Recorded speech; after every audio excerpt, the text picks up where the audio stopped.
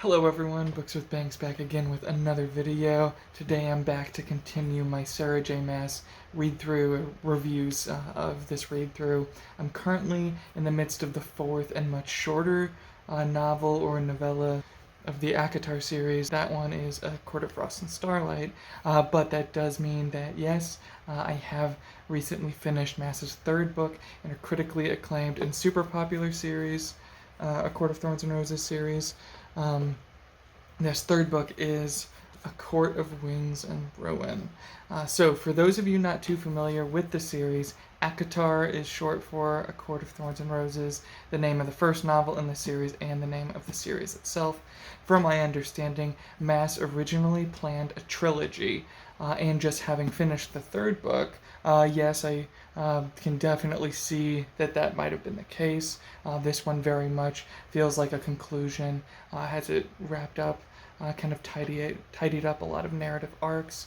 That's not to say there weren't questions left unanswered and characters and relationships left open for further development and intriguing directions that Maas could take them. To the delight of many fans, Maas has indeed now written a couple more books since the end of this main trilogy.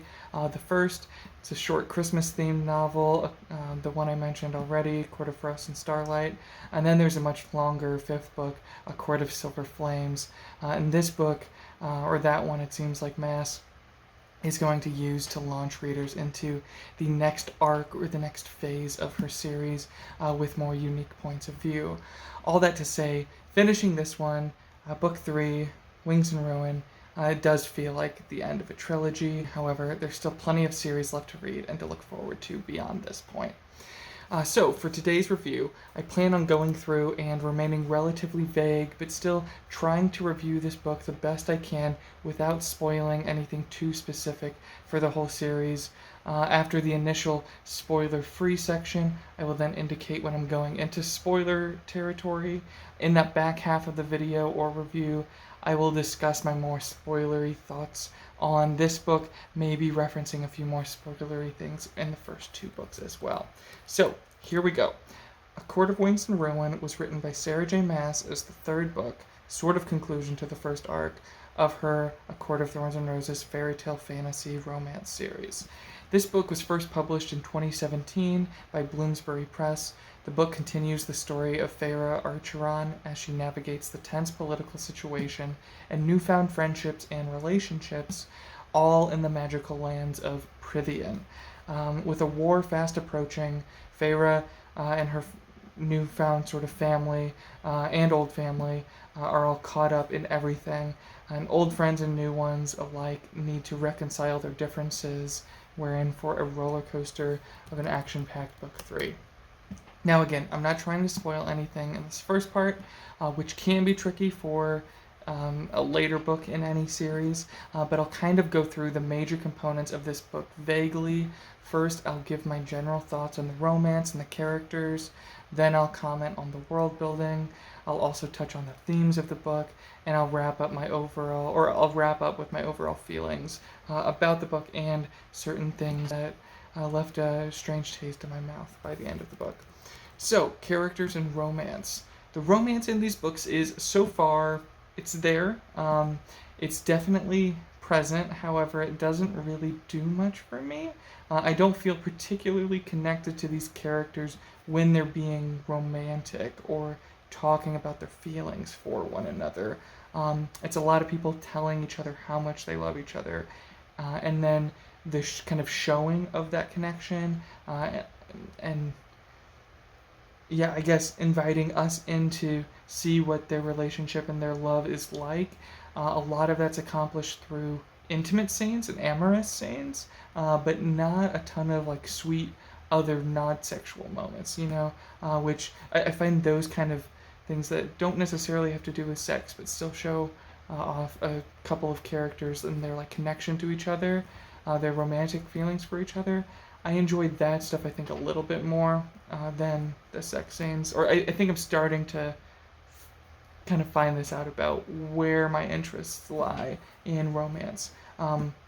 I actually really do like the characters of the series, especially by this point. I think Maas has assembled a collection of unique people, all recovering from various traumas and all learning how to best support each other and how to best understand exactly what the other people in their group, in our little team of heroes, understanding what makes everyone tick and what they're all going through. So taking all of the characters individually, and even maybe when we're specifically talking or looking at looking at friendship dynamics, I think Maas pulls this off really well. However, when it comes to the romantic connections between characters, sure, Maas convinces me the characters are attracted to each other, at least sexually, but I don't really feel that any of these relationships are like excellent or anything like my fiance and I should aspire to be. They might be, but I'm not really shown much of what these connections are really about. Like the characters say they're in love a lot, but I feel like we just don't get a ton of the sweeter, more kind of nuanced, subtle moments to truly understand how unique these different love connections actually are. Some of this might have to do with the whole mate bond thing that I guess is a common element of these romantasy stories, finding out you're mated to someone, this kind of literalization of the soulmate idea.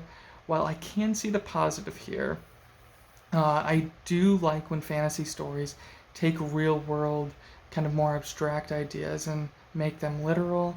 But what I don't love is when relationships feel a bit forced because of things like a mating bond, or when it's like characters aren't necessarily together because of the choices they've made and they're making and they're choosing to trust one another and commit to each other. But when that commitment is less of a choice and more just a magical bond, I'm not the biggest fan of that. So, zeroing back into this book specifically, again without giving too much away, but still kind of talking on the mating bond thing, I do like how Maas takes this mating bond idea that I wasn't so crazy about when it was introduced in the previous book, and I actually think she explores a few instances where this bond can actually complicate things in relationships, and where this type of magical bonding really doesn't go well. I like that she started exploring the kind of negative aspects of that stuff here in this book. By the end of the book, the characters who are exploring the more negative aspect of this, let's just say that storyline isn't really resolved. So I'm not exactly sure where that conversation or where Maas's examination of that is going to go. So yeah, by the end of the book, while I have overwhelmingly positive feelings about the character work and the friendships and family dynamics Maas builds and explores, the actual like intimate amorous relationship element, it's still a little bit of a nothing kind of. It still falls a little bit flat to me. Yeah. Next up, the world building. With each book in the series, Maas continues to expand the world and our understanding of it. Within Prythian, there are these 7 courts, and we get to see more from most of those courts in this book than we ever have before, learning about the cultural differences between kingdoms, learning about different governing styles and strategies, along with also learning more specifically the different characteristics of the leaders of those other courts and kingdoms. I think a big positive for this one compared to the previous 2 is that our main characters are in positions of power, and really intense political meetings need to happen between all of the powerful people in the world. So we, the readers, get a front row seat to what all of the decision making is like, and how all of the complicated historical feuds and whatnot are influencing these leaders into reacting to the oncoming war in their various ways, their various reactions. It gives Maas an easier path, I think, to throw in more and more exposition when she needs to, and 3 books in, it gives us, the readers, some answers we've been waiting for and theorizing about for a few books now. We also have these other entities in this world, or beings, really powerful magical beings, possibly from another world, but trapped in this one. And this book does a lot to explore who these individuals might be, what they might want, how they can influence things in this world. But everything with that handful of characters is still left pretty mysterious by the end of the book. And yeah, instead of book 2, where it was, let's go to this mysterious part of the world and learn about these things because we have a trinket or a MacGuffin to find. Instead, this book is more like, let's go have a serious, dramatic debate with characters from this other part of the world because war preparations need to be made and terms of alliances need to be fleshed out. And while we're there, we can learn more about the world in a more dramatic, but I think more natural kind of setting, natural way. That latter motivation is much more intriguing. That kind of political scheming, planning kind of thing, as opposed to treasure hunting. That's being a little flippant with what the second book was, but you get my point, hopefully. And I think this kind of more compelling reason to visit these different places and these different people, I think that's why I was easily enjoying this book more than the other two for the majority of my read through with this one. Next up, themes. Honestly, this one's a bit all over the place thematically, or it's at least a little bit difficult for me to put my finger on exactly what Maas's greater message was with this story. I felt that book 2 was really good and kind of more focused, all about comparing and contrasting healthy and unhealthy relationships. Also, kind of on the side, comparing or contrasting positive with toxic masculinity, whereas this book's definitely less about that.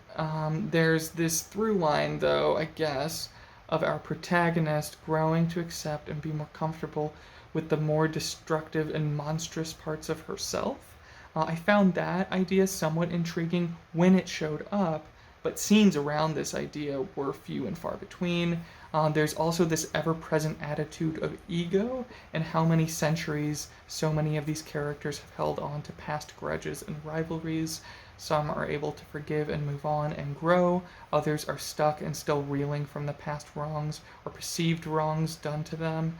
There's also a few times where Maas points out the reasons the antagonist forces actually believe in what they're fighting for. I really do like to see that in these stories. I like that the enemy isn't just a mindless horde, and that it's not just one figurehead is the actual evil person. Everyone else is just meaningless. I like that idea, and that's definitely present here, but I don't know that I'd say Maas explores it very deeply or brings it up very much. But yeah, I would say if you want to read these books and you're curious about how this one stands out thematically, I'm honestly not sure that it does, or it at least doesn't have much of its own identity in that sense. It's not trying to explore anything new or unique compared to what the first two books were doing, which is fine, but some people out there looking for more thought-provoking books. If you found the first two thought-provoking, I guess if you want to continue to hear about those same ideas, you'll find this one thought-provoking as well. If you didn't find the first two that engaging, or the idea she played around with there that engaging, there's not really going to be much more in this one for you to sink your teeth into. Yeah, and so finally, kind of the big question, did I enjoy the book? Yeah, absolutely. I really am so glad my fiance and our friends got me into this series. I'm really enjoying these books. In particular, I'm loving how Maas builds up these mysteries around all of these side characters. As I mentioned a moment ago, I was enjoying this book the most of the first three.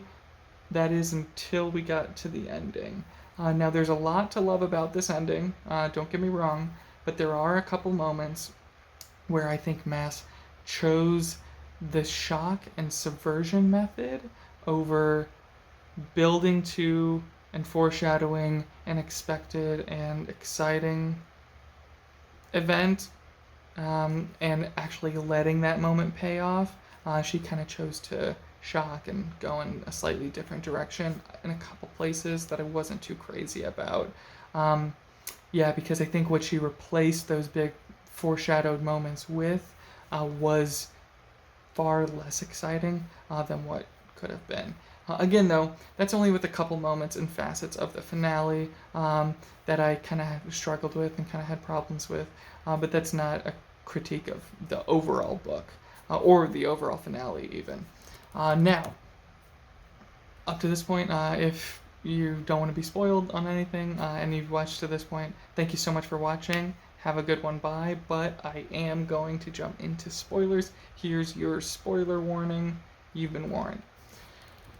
So, this book, Wings of Ruin, has my favorite opening section. Feyre destroying the Spring Court from within. While it's a bit brash and vengeful and aggressive and ultimately not the most strategic choice, I think it really makes sense for her character and for the narrative as a whole. And Maas even has our heroes commenting later on how this might have only been a satisfying short-term victory, where it definitely contributes to more long-term struggles. The characters' discussions around her mission at the beginning of the book, especially at the big meeting of all the High Lords and Lady, this discussion made me like the opening here even more, that people are debating whether or not it was the right thing to do. Also in the opening section of the book, we get these hints that something might be up with the Jurian character. He might not be just as straight up and down evil as we thought he was at the end of the last one. Also, Lucian continues to just be totally stuck in these unwinnable, horrible situations. And this opening chapter, this opening story, kind of doubles as not only Feyre completing her mission, but also as the beginning and kind of jumping off point for Lucian's more exciting personal story and personal growth. All great stuff. And then after that first 100 or so pages, we're back to our family, the Night Court of Valaris. The Lucian Elaine stuff, honestly, a little bit dull, but all throughout this book, and still now, I continue to be intrigued by the Nesta character. Honestly, it feels like Nesta's the sister with an even more complex psyche to dig into than Feyre.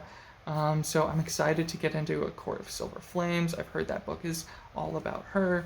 And then I really like our conversations with the Bone Carver in this book, the incorporation of the Weaver in the battle at the end, and I also like the interactions with the Briaxis character. I always love these terrifyingly powerful and mysterious entities in my fantasy, and this book spends a lot of time on people like this.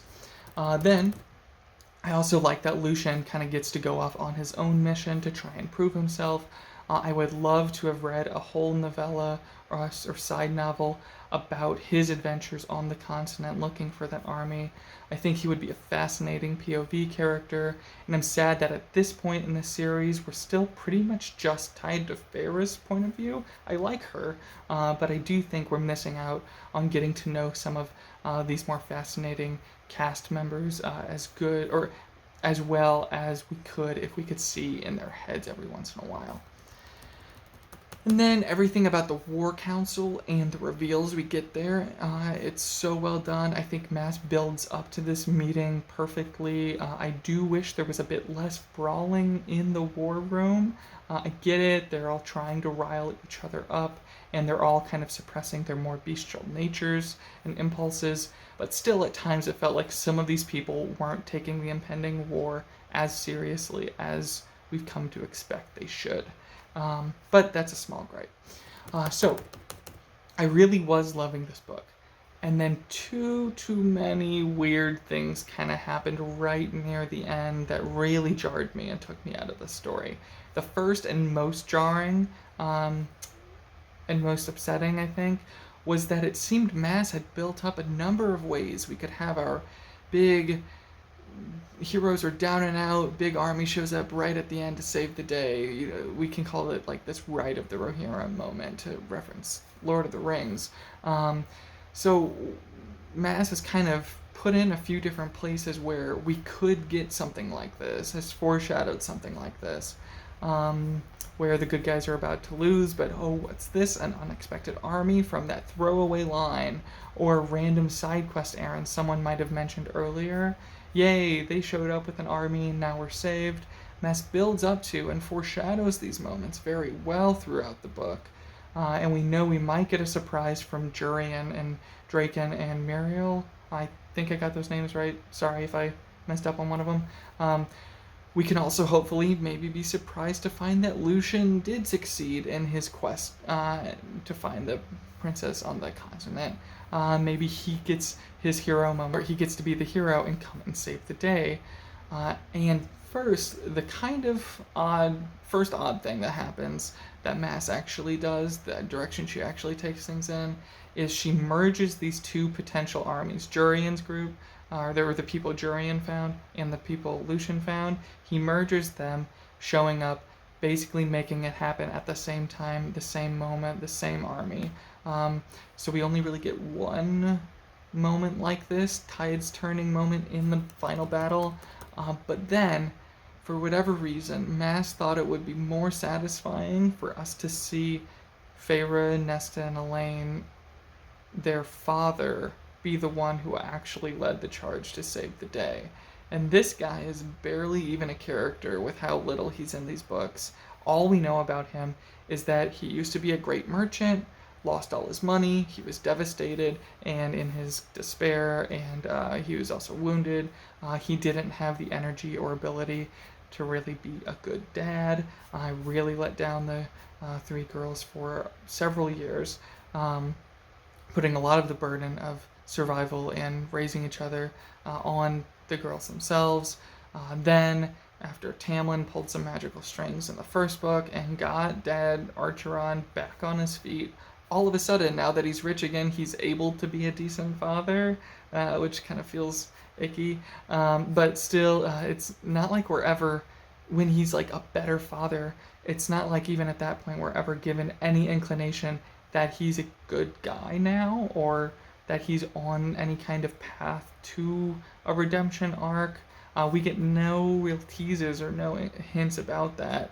And not only is the big hero, Ride of the Rohirrim moment taken away from Lucian, a character we're all actually much more invested in and hoping he'll deliver something like this, but Dad Archeron's death at the end is the only death and heroic sacrifice that seems to really stick, because both Amren and Rhys, characters I really enjoy, they both sacrifice themselves, but they're both able to come back with loopholes and magic, and only within like a couple of pages. Not the worst thing in the world to have them come back. I do get the fairy tale vibe, and I am glad that we got a happy ending. It's not the worst thing in the world, but there is this whiplash where we barely have time to grieve or to see how their sacrifices impacted everyone around them before all of a sudden, nope, they're okay actually. They're okay actually. Now I hate kind of playing this game or setting up a idea sentence the way I'm about to, of guessing what an author was trying to do, or saying anything like, now the author was probably thinking this, because I'm not exactly sure, and especially with this case, I can't really know why Maas chose to do these odd things with the conclusion of this book.